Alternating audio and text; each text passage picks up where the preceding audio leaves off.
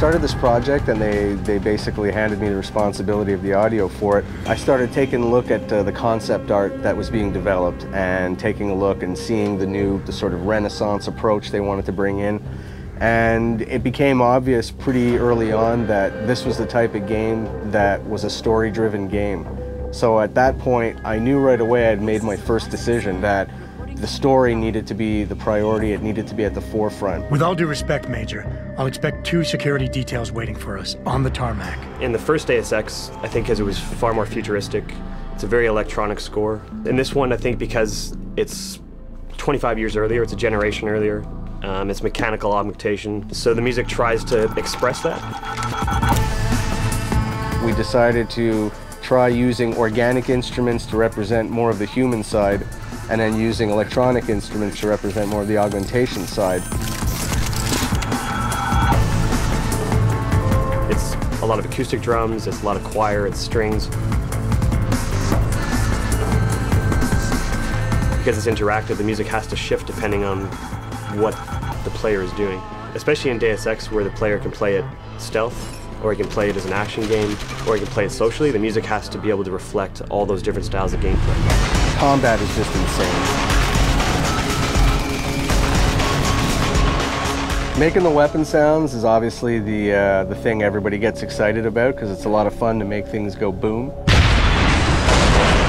We worked with the weapons designer. We went through tons of different sounds, blending all kinds of different weapon sounds, tweaking it. We take real sounds, but we blend these sounds with other stuff. Like, it's not just like 3-4 sounds blended together. It's like probably 25 sounds all together.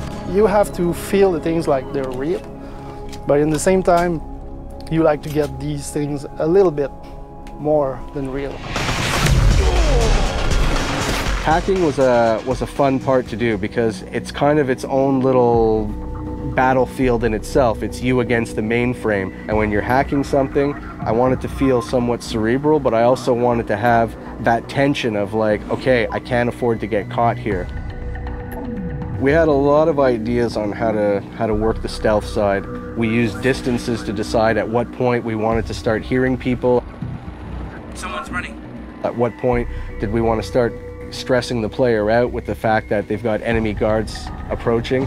And in the end, I think we found a recipe that worked really well and creates a really cool experience. We know someone's here. Keep looking. It's a heavy game, it's dense, there's a lot of story, there's a lot of conspiracy, there's a lot of characters in the game. That means the emphasis needs to be put on the people telling the story, and in this case, the actors. It is a time of great innovation, technological advancement. The thing about playing Adam Jensen is tricky because as an actor, when you play anything like film, television, or stage, what you do is you justify everything the character does. You have to. I found your attack dog in the factoring labs.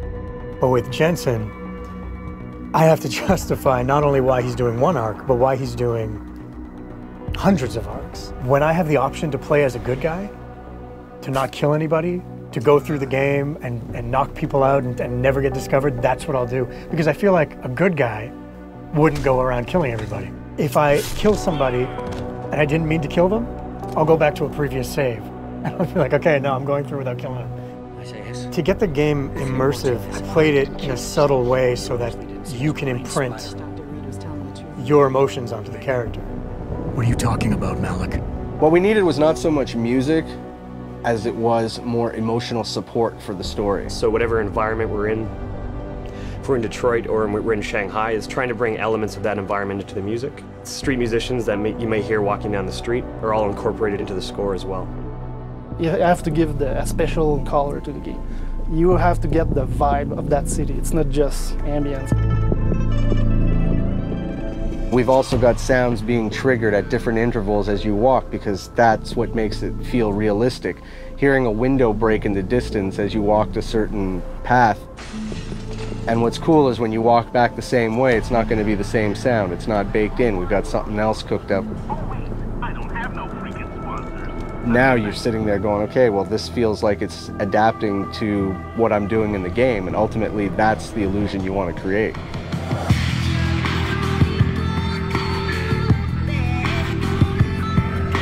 My philosophy on good sound design, I've often compared it to to trying to send somebody into a deep hypnotic state, and you're going down layers and levels of states, and the better it's done, the more your brain starts to release and give in and let you go into that sort of hypnotic state of playing the game.